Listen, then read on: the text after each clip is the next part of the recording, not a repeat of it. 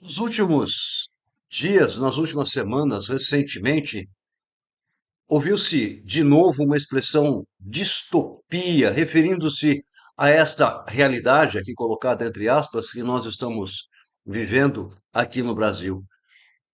Confesso a você que, ao acompanhar as notícias, eu observo que isso não é uma realidade exclusivamente brasileira, isso é algo que a gente observa ao longo de todo o mundo, todo o nosso planeta, toda a nossa humanidade está experimentando isso. Eu resolvi investigar, eu resolvi dar uma perspectiva um pouquinho maior à luz da minha referência, que é a referência astrológica, até para compreender um pouquinho mais, e eu cheguei a algumas conclusões que eu gostaria de estar compartilhando aqui com você. Mas eu vou preferir compreender essa temática toda à luz da hipocrisia antes da gente discorrer sobre a tal da distopia. Me acompanhe. Em astrologia mundial, existem dois ciclos que nós devemos pesquisar, que nós devemos investigar quando se tratam de períodos longos. Esses dois ciclos são o ciclo dos eclipses e as grandes conjunções entre Júpiter e Saturno. Nós tivemos, no final de 2020, uma grande conjunção de Júpiter e Saturno em Aquário. E eu vou começar essa investigação exatamente com esse ciclo das grandes conjunções de Júpiter e Saturno, porque o ciclo dos eclipses indica uma natureza de eventos e os ciclos de Júpiter e Saturno representam uma outra natureza de eventos. Particularmente, Júpiter e Saturno, pelos seus ciclos de conjunções, representam o desenvolvimento dos ciclos econômico, político, social, cultural da humanidade. E é por ele que eu vou começar, porque eu estou investigando antes o que está acontecendo com o nosso planeta, o que está acontecendo com o mundo, e não apenas com o Brasil. A situação que nós estamos experimentando aqui no Brasil não é diferente daquela que nós estamos experimentando no mundo, inclusive.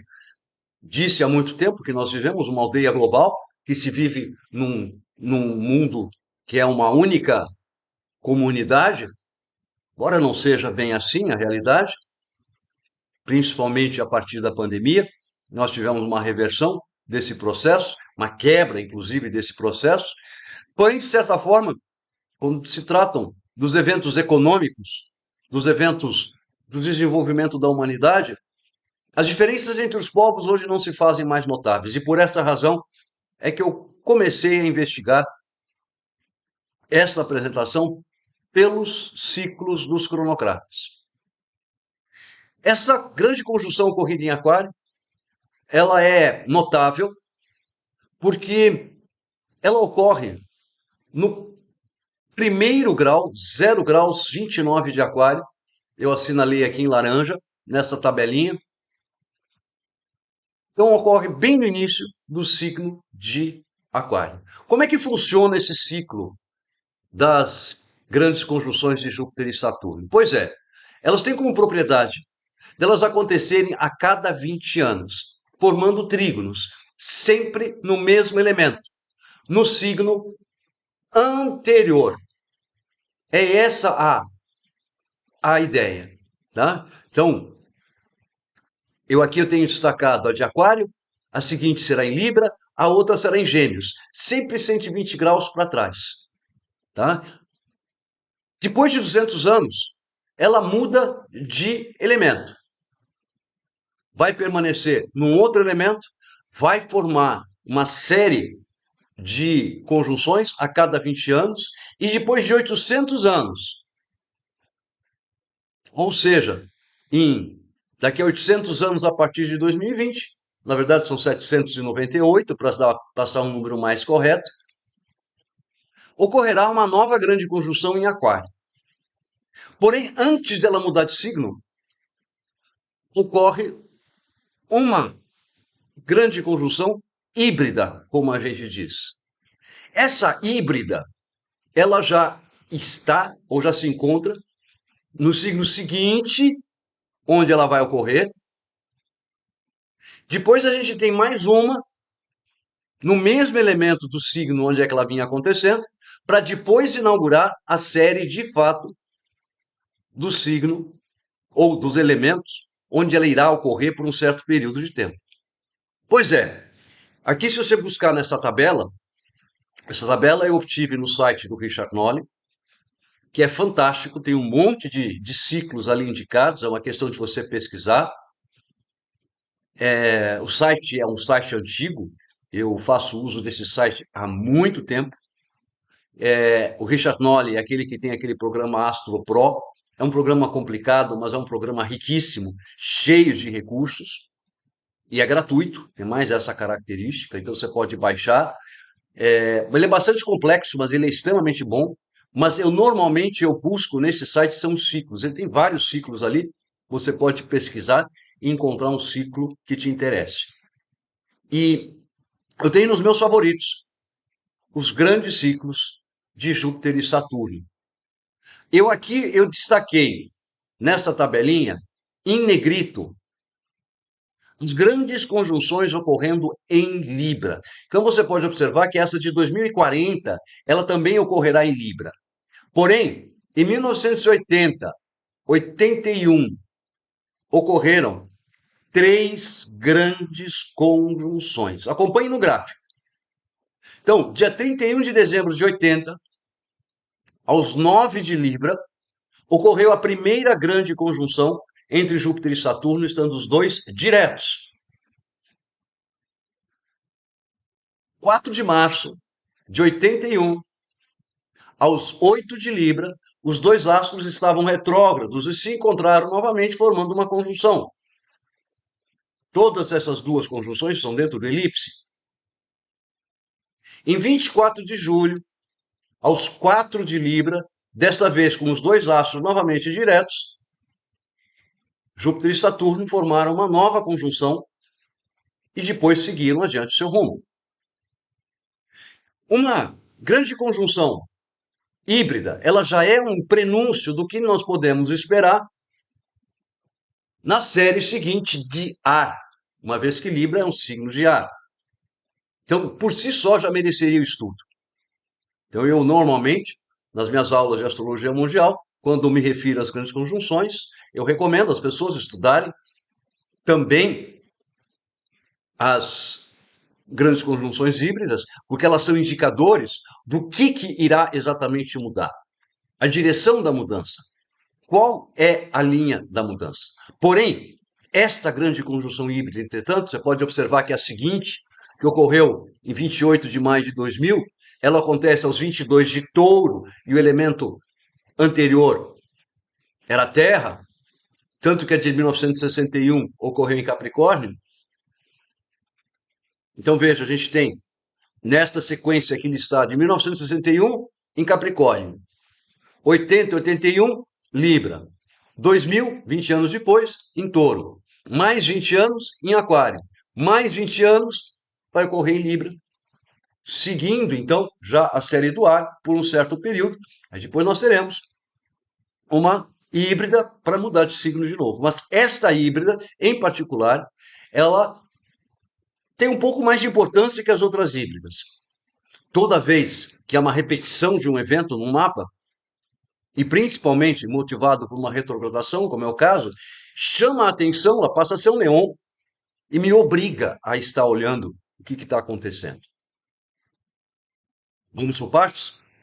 Libra, de uma forma geral, se você esquecer aqueles aspectos bonitinhos que normalmente são listados nos livros de astrologia contemporânea, todo aquele aspecto lindinho associado à arte, harmonia, etc e tal, tudo em astrologia tem seu lado positivo e negativo. Não quero tratar aqui do lado negativo, mas eu quero primeiro focar aquilo que é mais padrão de Libra. Tá? Libra é o signo ao qual se associa, sim, arte, harmonia, gentileza, educação, refinamento, estética, a combinação, o combinandinho, que eu costumo dizer, de um com o outro, a combinação aos pares. É um signo normalmente associado a estabelecer pontes, tá? Entre situações, coisas, pessoas. Né? buscando a questão Libra, diferença de Gêmeos, é que Libra busca um benefício, uma vantagem, um ganho, algo que não ocorre no signo de Gêmeos. Gêmeos simplesmente faz a ponte, então são dois signos de ponte, tá? Mas Libra a gente precisa lembrar um pouquinho mais. As características dos signos estão associadas às estações do ano, como elas ocorrem no hemisfério norte e não no hemisfério sul. Libra é o signo que está associado ao início do outono no hemisfério norte. O início do frio. Sol alcançou o Equador e, em sua declinação, encaminha-se para o hemisfério sul, indo ou vindo a aquecer o hemisfério sul, uma vez que ele determina o início da primavera no hemisfério sul. O signo de Libra, esse desenho que você está vendo aí, ou glifo, como chama-se, os símbolos de Libra, está associado a uma ideia muito simples, que se você prestar atenção, você vai dizer, meu, como é que eu não pensei nisso antes? Tá? Essa informação eu encontrei naquele livro da Deborah Holding, chamado The Houses, Temple of the Skies. Ele diz que o signo de Libra, esse símbolo que a gente vê aí, está associado a um crepúsculo vespertino, ou seja, quando o sol se põe à tarde. Aqui no Brasil a gente não tem como estar vendo, porque o oceano está a leste, então a gente vê o sol nascendo, mas não o sol se pondo. Mas se você pegar um barquinho de pesca, fizer um cruzeiro, e você tiver a oportunidade de observar o sol se pondo no oceano, esta vai ser a imagem que você terá. Você terá o oceano, uma camada ionizada de atmosfera, e o sol como que flutuando um pouco acima. O que que um pôr do sol representa? O início da noite. O início das trevas. Tá? Quando o sol se põe, normalmente, a temperatura do ar, a temperatura do ambiente esfria. Então a gente tem novamente o resfriamento do ar, resfriamento da Terra, pelo menos naquela parte escura, onde não há luminosidade do Sol. Então, de toda forma, esse signo de Libra tem essa associação com o início do frio, o início das trevas. Bom, e ainda para completar, eu costumo dizer que diplomacia, gentileza, refinamento são os primos ricos da hipocrisia. O que é hipocrisia? É você destacar uma verdade, uma mentira, forçá-la de tal maneira, fazendo com que ela pareça uma verdade, quando todo mundo percebe que aquilo de fato é uma mentira. Hipocrisia é essa situação que nós estamos vivendo hoje, quando se conta uma mentira como se ela fosse algo absolutamente verdadeiro. Que absurdo! Bom, a gente pode considerar que esta era que marca o início da social-democracia na Europa, marca o início da social-democracia nos Estados Unidos, marca o início da social-democracia no mundo, tá? Está diretamente associado a essa grande conjunção. Ela se estabeleceu? Não, ela iniciou-se neste período. Porque outros agentes econômicos, principalmente, ainda estavam em operação nessa época. Mas o que a gente pode pensar em termos de social-democracia no mundo, não pensa que isso é uma característica exclusivamente brasileira.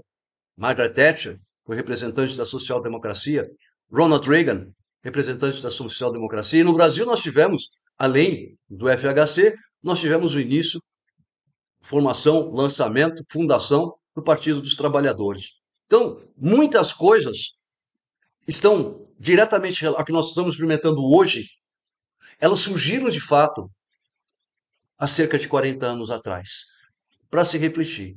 Primeira pesquisa, então, início da hipocrisia, que se manifestou através da social-democracia. 20 anos depois, vários artigos estavam sendo escritos, que a social-democracia que nasceu com o objetivo de proporcionar uma maior redistribuição de renda e ser uma resposta para a miséria no mundo, para falta de alimentação, não há falta de alimento, é uma má distribuição da riqueza.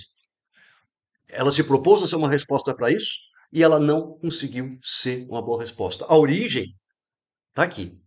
A origem está nessa grande conjunção, nesse período de 1971, que se você for na Wikipedia e for pesquisar tudo o que aconteceu em 1971, você vai ver quantos eventos daquele período têm seus desdobramentos nessa época de 2020 para cá.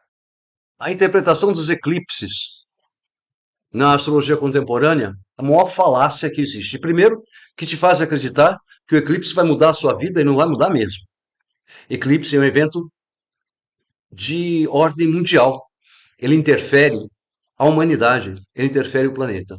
Tá? Os eclipses, a gente pode dizer que são a forma como que chama assim, de uma forma mais direta, objetiva, é como os arcanjos e os arqueus, na verdade os arqueus e os arcanjos nessa ordem, tá? Mandam instruções para o nosso planeta ou interferem no curso das ações. Se você acha que você é dotado de livre-arbítrio, liberdade, esqueça, porque não é bem assim que as coisas funcionam. Tá? A gente tem um certo trilho para percorrer. Tá? E os eclipses são uma maneira, nem todos os eclipses, mas vários deles são. Né? E os eclipses anulares, eles têm exatamente esse papel. Normalmente os eclipses anulares, eles não formam uma sombra sobre o planeta Terra. E os eclipses anulares, né, eles são uma maneira dos arqueus, através dos arcanjos, transmitirem informações. Vamos imaginar assim, eu vou ser bem direto, para os anjos, para que estes, na sua sequência, tá, interfiram nos rumos da humanidade. Tá? Se você quiser colocar isso de uma forma mais simples, a simples maneira como as camadas da Terra são ionizadas, tá, provoca determinadas alterações magnéticas, tá, localizadas, e estas se espalham, como disse William Lilly, tá, ao longo do Parans onde ele ocorre. Tá? Então você pode escolher as duas informações, tá? Mas para mim a informação metafísica, para mim ela é mais completa, mais ampla, mais inteira. Tá? Esse é o eclipse que ocorreu antes da grande conjunção, da primeira. Né? Ele ocorreu em 10 de agosto de 80, os dados estão aí. Eu normalmente utilizo com o Sol colocado no meio do céu, tá? E casas iguais, né? É a minha forma de estar trabalhando. Uma vez que eu não tenho como objetivo aqui particularizar o eclipse para uma determinada região, e sim generalizar o efeito do eclipse. Aqui a hora está para fuso 3, perdão, que é a hora de São Paulo, né? Mas você pode transportar isso para GMT, jogando para 2009, você pode pesquisar, enfim, tá? Falácia da astrologia contemporânea que os eclipses têm validade de 6 meses, é uma tolice completa, eu não sei que literatura encontraram isso, porque se for ler Ptolomeu, Cardan, Bonatti, qualquer outro autor, existem algumas regrinhas muito simples para você calcular a duração do eclipse, e este em particular, apesar de ser eclipse anular, que normalmente é considerado um eclipse menos forte, e é menos forte, é um eclipse que tem como característica ser um eclipse cuja duração é longa, e particularmente longa para um eclipse. A duração deste eclipse é de quase 4 anos. Normalmente, o eclipse em condições normais, ele dura em torno de, quando é um eclipse médio, em torno de 1 ano e 8 meses, 1 ano e meio. O eclipse normal dura de 2 anos e meio a 3 anos. Esse estende para mais de 3. É eclipse de nodo norte, então é um eclipse que pode ser considerado, cujos efeitos podem ser controláveis e administráveis. Tá? Tem como característica um Sol domiciliado, formando uma conjunção com o nodo norte, como eu já disse, né? E este Sol forma um sextil com Marte. É um sextil praticamente perfeito, tem 1 minuto de diferença, então nem partiu é praticamente perfeito, e não pode ser passado de ser percebido esse aspecto, o mate está exilado, então isso há pouca combatividade, né? E nós estamos falando de uma grande produção em Libra, né? Então, aqui, nitidamente, a gente tem uma interferência, uma ação leonina, que a gente pode estar chamando até micaélica, né? Uma intervenção micaélica, para vencer algum tipo de combate, ou vencer algum tipo de hipocrisia, vencer algum tipo de aspas, diplomacia, vencer algum tipo de mentira que estava sendo implantada, tá? Vamos lembrar que esse eclipse ele está dentro de um contexto, tá? Como é que a gente faz essa pesquisa de eclipse? A gente investiga a série de SAROS.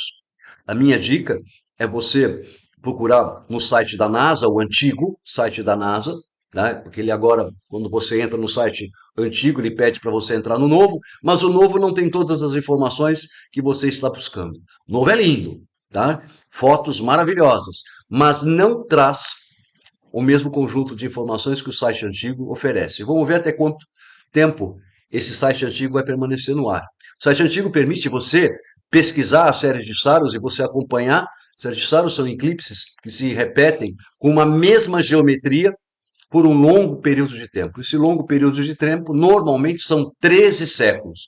Então, o ciclo dos eclipses é um ciclo de eclipses que acontecem formando uma mesma geometria ao longo de 13 séculos. Normalmente eles começam num dos polos, vão subindo na direção do Equador, vão se deslocando um pouco também ao longo do nosso planeta, vão ampliando a sua atuação, seu gama, sua duração, depois eles se encaminham na direção do outro polo até se desvanecer. Várias séries operam ao mesmo tempo, então a grande dificuldade que a gente tem numa pesquisa é identificar qual série é. Muitas vezes eu fico 1 hora e meia para tentar identificar duas ou três séries de SAROS que possam estar acontecendo ao mesmo tempo e que sejam significativas. O que isto quer dizer? É que o nosso planeta está constantemente sendo bombardeado por um monte de informações diferentes, tá? Que são trazidas pelos arqueus. Algumas elas vão se mostrar como eventos catastróficos naturais ou mudanças de governo, né? Mas nós temos a diferença com relação às grandes conjunções, é que as grandes conjunções vão retratar coisas muito mundanas. Sol e a Lua, que são de longe os astros mais importantes do céu, eles retratam coisas assim que estão numa esfera um pouquinho mais acima e são a gestão, representam a gestão de tudo que é aquilo que acontece no nosso planeta. Então, os eclipses, o ciclo dos eclipses, são a gestão dos acontecimentos no planeta. Os eclipses que ocorrem na fase intermediária, bem na fase central, que normalmente são os eclipses totais, os parciais, com grande tempo de ocultação, ou mesmo os anulares com grande tempo de ocultação, são os eclipses mais importantes. Porém, toda a série carrega consigo a mesma informação. É como se ela portasse um mesmo DNA e naquele momento ela estivesse dando aquele imprint e distribuindo ao longo do planeta, distribuindo ao longo da região, aquela mesma informação. Porque é isso que o eclipse porta. Uma informação que ela é própria do nosso sistema, ela não é do universo. Ela é própria do nosso sistema. É uma relação Sol e lunar, né? Ana Maria da Costa Ribeiro, de uma forma brilhante, ela diz que a Lua dá forma àquilo que o Sol cria. Então nós temos essa relação criadora, geradora do Sol e formadora da Lua, atuando em nosso planeta.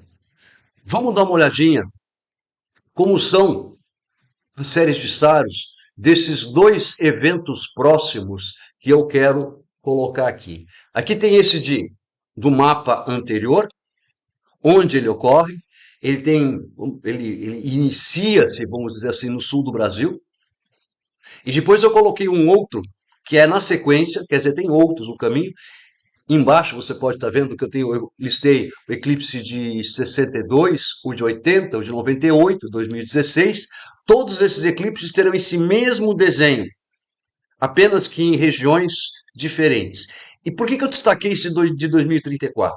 Porque a partir de 2034, 35, 36 até 2040, quando nós tivermos a próxima grande conjunção em Libra, nós teremos uma etapa cumprida dessas mudanças que se iniciaram em 1980.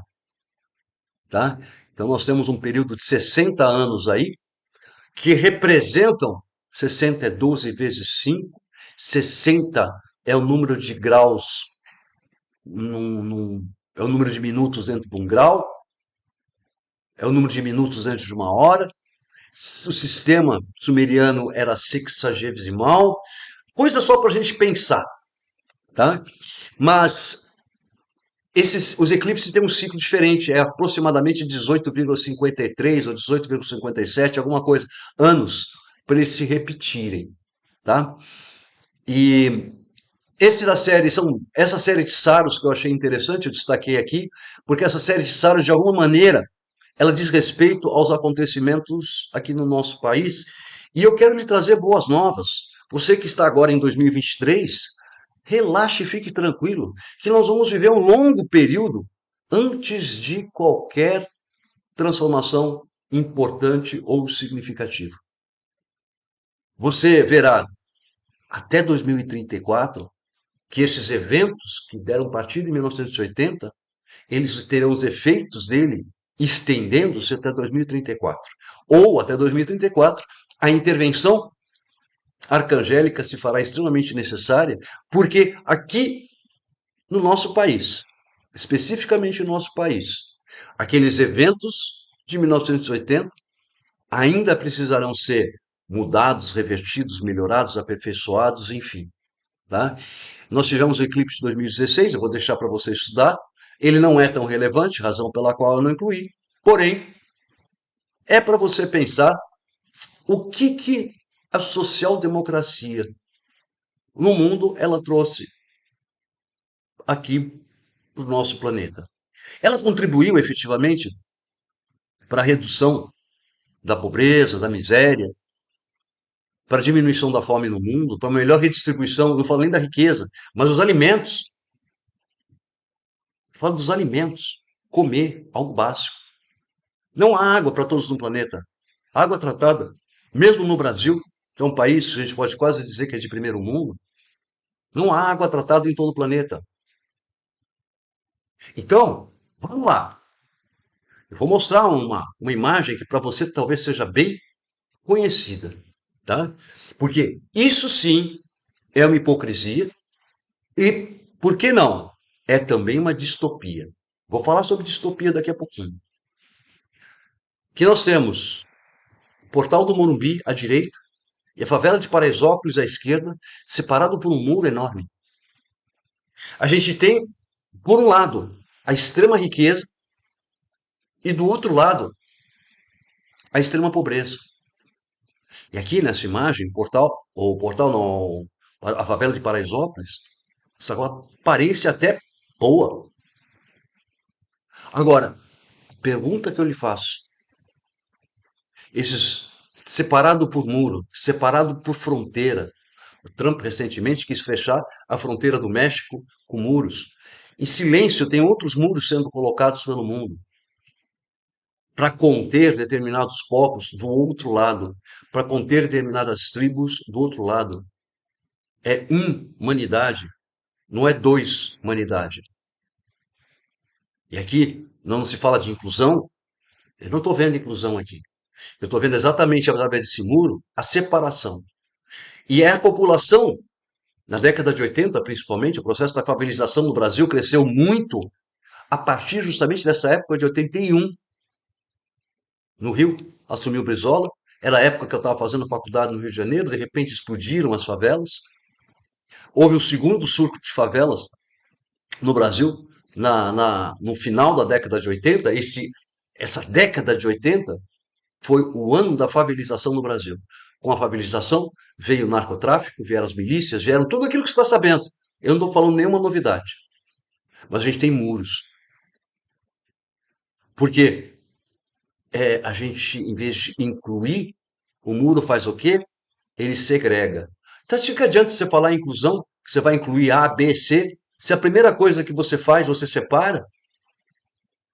Você separa para eu tenho que estar seguro. Você está seguro, você sai de carro. Esse cara pode estar, ele mora aí, mas ele pode estar trabalhando, entre aspas, armado, na porta da sua casa esperando você sair com o carro. Enfim, ou esse cara que está aí, né, é justamente o cara que é porteiro do seu prédio. Esse cara que está aí, na favela, pode ser justamente o cara que faz a limpeza da piscina ou da quadra de tênis. Ele não precisa ser bandido. Ele pode ser bandido, é a primeira coisa que a gente pensa. Mas será que só? Se todo mundo da favela fosse bandido, a gente estava ferrado. Mas não é bem assim. Mas um espaço desses permite a criação de quistos sociais associados ao narcotráfico, e aí eles prejudicam exatamente a população de bem, que já está carente de saúde básica, de alimento, de emprego e de tudo. E essa é a primeira população prejudicada. Essa é a primeira população que vai sofrer. Tá? Isso sim, isso é o começo. Isso através de uma hipocrisia, é o começo de uma distopia. E eu já vou lhe explicar por quê daqui a pouquinho. Para não falar besteira, eu resolvi pesquisar sobre distopia. E eu, mesmo não sendo aquela maravilha, eu faço bastante uso da Wikipedia. E esse é o verbete para distopia, o que você vai encontrar. Eu vou destacar duas coisas que eu achei que pode ser interessantes. A distopia é basicamente o oposto da utopia. Utopia é aquele mundo lindo, belo, maravilhoso, imaginado, mas a distopia necessariamente ela não precisa ser algo assim com esse perfil que num primeiro momento você ache ruim. Pelo contrário, as distopias são geralmente caracterizadas, tá, por um controle opressivo de toda uma sociedade, né, que gera uma desagregação social, ou a desagregação social ocorre junto, ou por condições econômicas, populacionais ou ambientais degradadas, ou levadas a um extremo ou outro. Muitas vezes a tecnologia se insere nesse pacote, né, como ferramenta de controle, ou como parte do Estado de corporações, ou ainda como ferramenta de opressão por ter escapado ao controle humano. Né?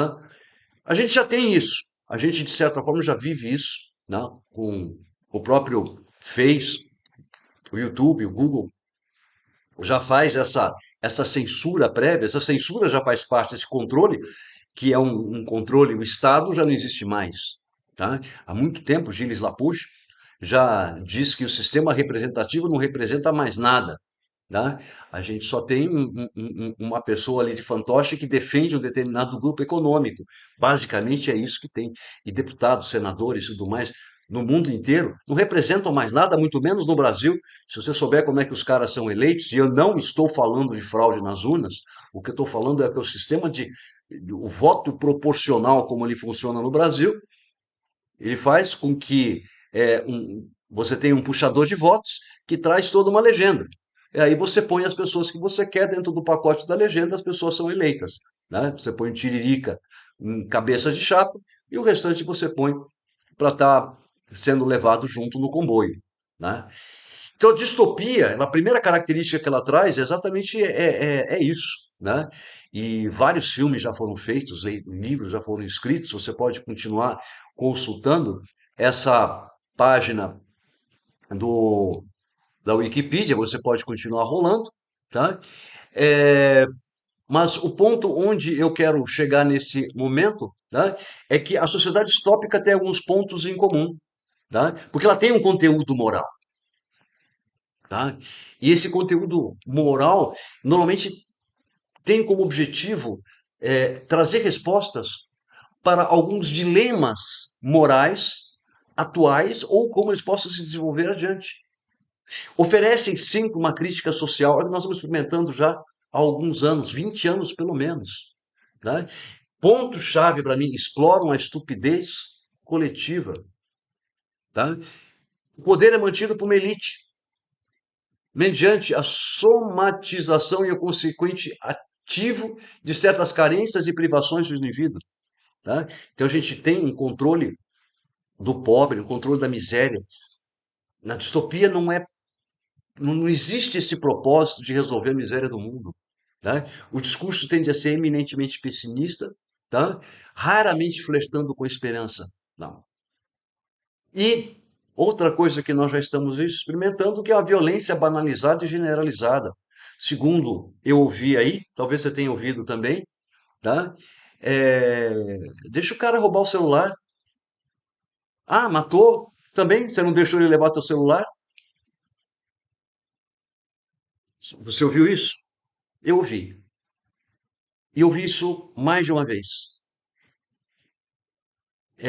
Eu ouvi de uma declaração, eu li, na verdade, a declaração do juiz, dizendo que se o bandido simplesmente porta uma arma, mas ele não invade sua casa, ele não pode ser preso. Porque a arma para ele nada mais é do que um instrumento de trabalho. Uma arma que possivelmente está com registro raspado, é uma arma ilegal e que entrou através de contrabando. Mas tudo bem. Isso é uma distopia. Esse mundo é o da distopia. Então, um mundo que na década de 80 foi também a época que surgiram os filmes do tipo Mad Max, pós-apocalípticos, tá? O pós-apocalipse é o resultado de uma distopia anterior. Tá? Revoltas de Atlas de Ayn Rand é um exemplo de livros. Na sequência desse artigo, você tem uma sequência, uma relação de livros muito interessantes, e aqueles dois livros da Ayn Rand, A Revolta de Atlas e A Nascente, são tipicamente uma situação de uma distopia, né? Onde a economia, para funcionar, ela tem que se tornar independente ela sai de um mundo, ela vai para um mundo idealizado, tá? Onde ela simplesmente funciona e deixa de, de servir ao Estado. Tá? O Estado sendo maior do que a nação que ele administra. Tá? O Estado tem que ser meramente o gestor e não um, um pai, né? Que toma posse e que controla tudo. Né?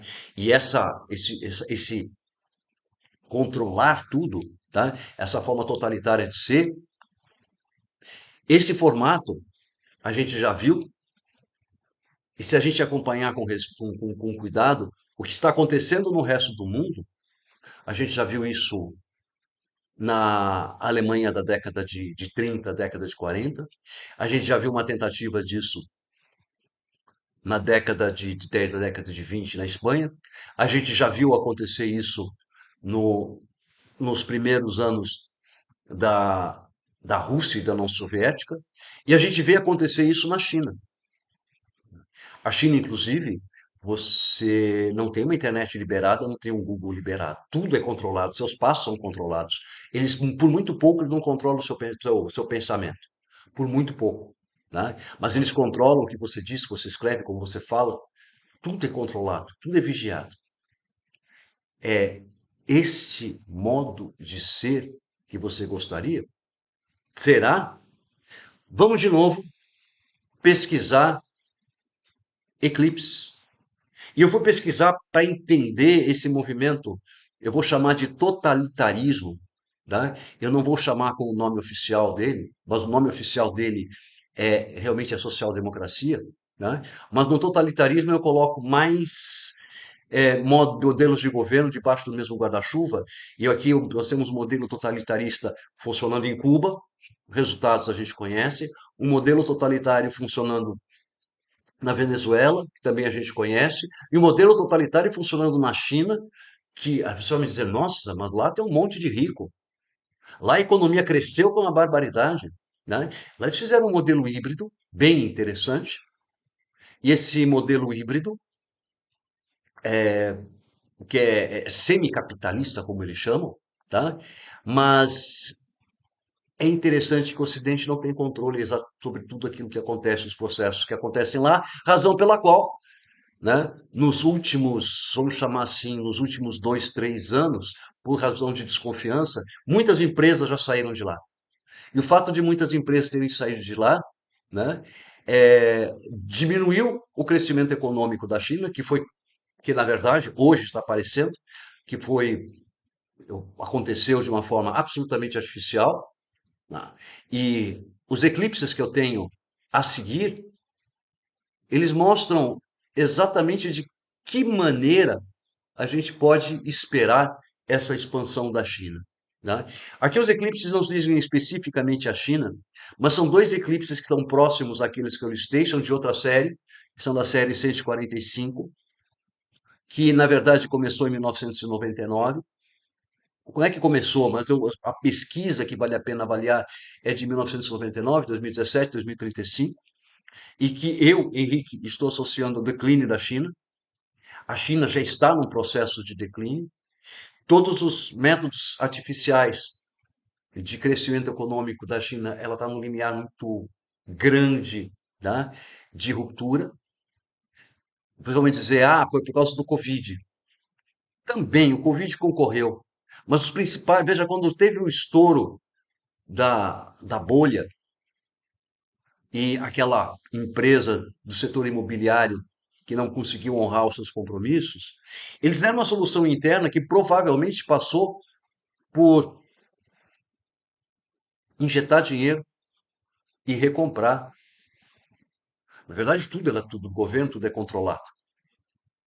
Essa política expansionista de tentar invadir Taiwan, na verdade, é a mesmo instrumento econômico que os Estados Unidos e a Europa estão utilizando na Ucrânia. A Ucrânia, por sinal, é o último grande bastião da direita que nós temos. Por isso que ela está sendo invadida. Por isso que ela está sendo devorada ali pela esquerda. Então a gente tem a Ucrânia, mas vocês vão me dizer o paradoxo, que os Estados Unidos, esquerda, a Europa, esquerda, estão defendendo a direita, Ucrânia. Tem mais coisas aí envolvidas. O poder econômico ali falou mais alto, né? Você poder testar equipamentos num campo de batalha real, ao invés de testar em tese, né? É algo muito especial nesse século XXI. Tá? Não é em qualquer lugar que eles vão ter uma batalha, uma guerra, onde eles podem estar testando os seus equipamentos. Tá? E veja, na guerra tem um aspecto extremamente interessante. Você ocorre toda aquela destruição, aí depois você olha uma maneira de ganhar dinheiro. Você financia a construção. O que vocês acham que foi o plano Marshall para a Europa? Fazer qualquer coisa similar para o Iraque, né? Mas fazer para a Ucrânia é um país europeu. É um país que tem condições de gerar recursos. Financeiramente é muito interessante se mostrar parceiro da Ucrânia, né? Porque eles vão honrar os compromissos financeiros. Eles são diferentes de uma Grécia, são diferentes de um Iraque. Né? Então, o esforço de reconstrução custa dinheiro, é um financiamento de longo prazo, 40, 60 anos, né? E que vai ser honrado. Tá? Os governos é interessante, para as empresas é interessante, tá? Para todas as empresas, esse conflito na Ucrânia é interessante. Agora, também começa a ser interessante, o pessoal começa a fazer conta de por quanto tempo vale a pena. Tá? Eu arrisco dizer que no mais tardar final de 2023 e início de 2024, já vão se encaminhar para uma solução negociada. Tá? Essa guerra não estende mais, tá? Porque financeiramente ela não compensa. Tá? Então tudo vai ser feito para a Ucrânia poder alcançar os seus objetivos ainda em 2023. Por isso que o Ocidente está mandando um monte de equipamentos militares de qualidade, de ponta para eles lá. Não os melhores, mas quase tudo. Os tanques franceses, ingleses e alemães, de três categorias diferentes, está sendo negociado para ser enviado para a Ucrânia até o final do mês. China, a minha expectativa é que a China entre em declínio a partir de 2035, entre os anos de 2035, 37 e 38, que a China já não tenha mais a, a mesma capacidade de expansão que ela tem hoje. Ela depende de uma invasão, tá? E algo que ela pode fazer até lá, como uma saída para o declínio econômico que ela terá. Tá? É, tudo que ela podia expandir com os próprios recursos, ela conseguiu. Aí teve a injeção dos recursos externos e os recursos externos saíram, né? Outros países procuraram encontrar outras soluções. China ainda é um parceiro comercial importante na medida em que compra um monte de coisas. O Brasil, inclusive, exporta muita coisa deles, importa muita coisa deles. Vai continuar importando e exportando para eles, né? Mas a Europa e os Estados Unidos fizeram uma redução bastante grande, tá? Os Estados Unidos era o maior importador deles, o maior parceiro comercial da China, já não é mais. Os Estados Unidos já está em terceiro lugar, não sei quem está em primeiro atualmente, mas a última notícia que eu vi é que os Estados Unidos é uma redução brutal, já na era Trump e na era Biden, outros setores foram inclusos, né, nessa redução. Esses eclipses eles mostram esse ciclo que está dentro do ciclo das grandes conjunções. Vamos lembrar que a grande conjunção que eu estou amarrando, a de Libra, é a de 2040, 2035. Tem mais eclipses acontecendo, eu resolvi destacar esses dois, porque eles ligam, né? Esse eclipse de 2017 foi um eclipse que, apesar de ser visualmente impactante, foi um eclipse de pouca duração, tá? E nessa época, inclusive, cogitava-se de que haveria a invasão da Coreia do Norte, ou que a Coreia do Norte fosse mandar um míssil para os Estados Unidos, mas eu na época eu tinha dito que era um eclipse que tinha acho que 12 ou 13 dias de duração só, né? Regrinhas de eclipse para se estudar, mas esse eclipse de 2035 já é um eclipse que tem um pouquinho mais de potência, né? É um eclipse de cerca de um ano e meio de duração, mas é o suficiente, né, para estender os eclipses, o efeito do eclipse, a outro eclipse e ir empurrando por tabela, né, e aqui representar exatamente essa guerra do oeste com o leste, do ocidente com o oriente, e claramente declarando que essa guerra aqui, que esses eclipses representam, tá, é uma guerra comercial. Essencialmente é uma guerra comercial. Esses eclipses representam uma guerra comercial. E o que esperar do que vem para frente? Como é que vai ser o seu mundo? Vamos para a nossa distopia de novo. Essas são as bandeiras que estão sendo vendidas, vamos dizer assim. O recicle, economizar carro, né? Economizar luz. O de você procurar amar mais, prender menos, cuidar mais daquilo que você tem, trocar o combustível fóssil pela eletricidade, enfim, mudar hábitos e tornar a economia mais verde. Só que quando você o faz, você está tendo uma mudança de tecnologia. Quando você o faz da forma que está sendo feito, você automaticamente vai gerar dois tipos de cidadão. Na verdade, vai gerar mais dois tipos de cidadão. Porque você tem aquele cidadão que não participa de nada disso. Aquele cidadão que não é cidadão. Que não tem comida, não tem água, não tem casa. Para ele, tanto faz, fez essa tal dessa agenda verde, dessa sustentabilidade. Essa agenda verde inexiste para esse tipo de cidadão. Mas você vai criar dois tipos de cidadão aí. Porque toda essa agenda verde é mais cara. Você compra um carro elétrico, ele está custando o dobro de um carro combustível fóssil. Vamos para a comida. Você vai numa feira de orgânico para comprar um produto que, a princípio, você imagina que seja livre de agrotóxico, você paga 40% mais caro do que o mesmo alimento numa feira normal de um produto que veio de um entreposto. Economizar luz é fácil.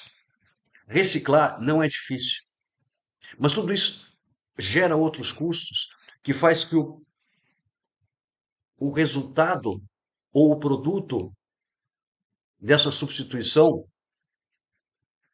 é que é extremamente importante. Veja, eu não sou contra a sustentabilidade. Muito pelo contrário, sou extremamente defensor da sustentabilidade. Só que a sustentabilidade ela podia tranquilamente ser algo muito mais simples. Né? Você fazer compostagem como você fazia na roça, tá? É muito mais econômico, barato, simples. tá? Mas você tornar esse produto mais caro já começa a estar errado. Porque o produto que você faz com compostagem, né, ou consorciando diferentes culturas, ele não sai mais caro do que um produto que você usou defensivos agrícolas, entendeu?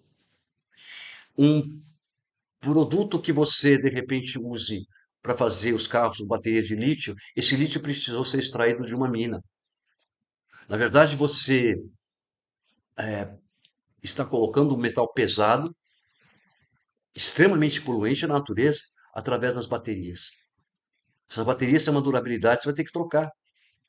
As baterias de lítio a gente sabe que não são eternas.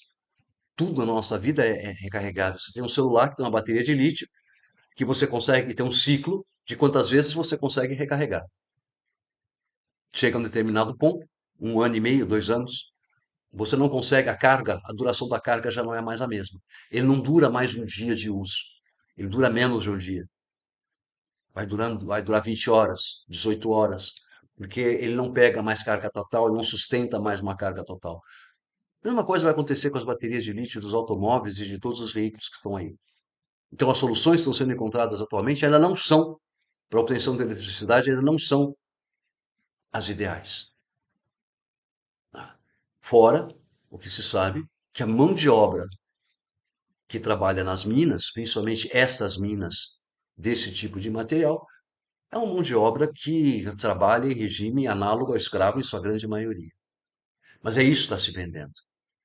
Tá? Mas o que no fundo, a nossa sociedade está se transformando, o que toda essa distopia está levando, por conta de todas essas questões, e é aonde ela vai nos levar, se não houver nenhuma interferência de qualquer tipo, é algo similar a essa imagem.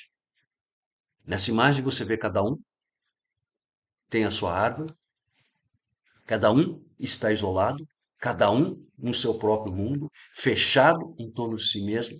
E esta comunidade, onde ninguém dialoga um com o outro, está separada por um muro verde de planta.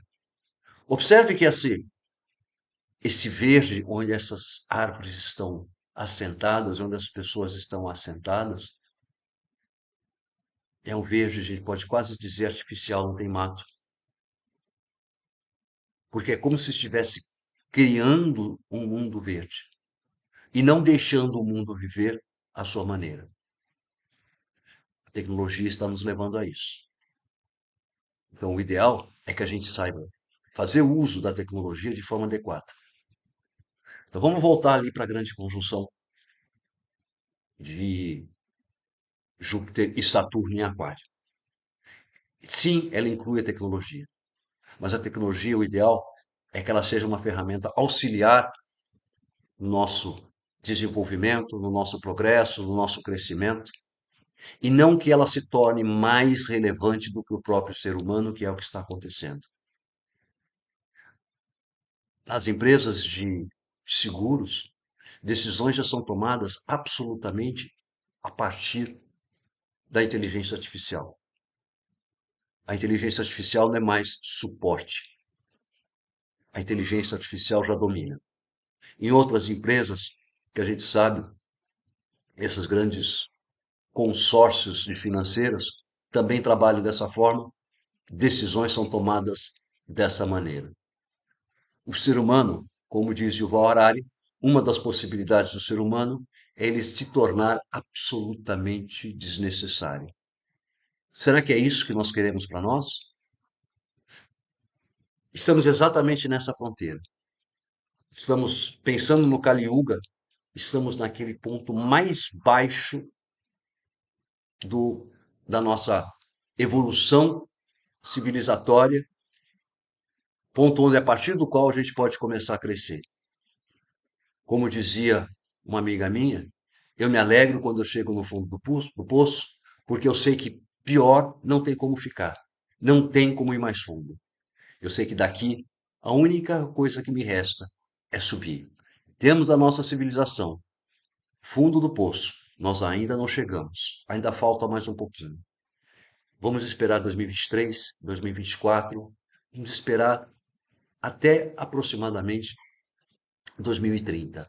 Qualquer virada que nós tivermos com relação ao nosso futuro vai se dar no período de 2035 a 38, para nós termos uma resposta mais definitiva em 2040.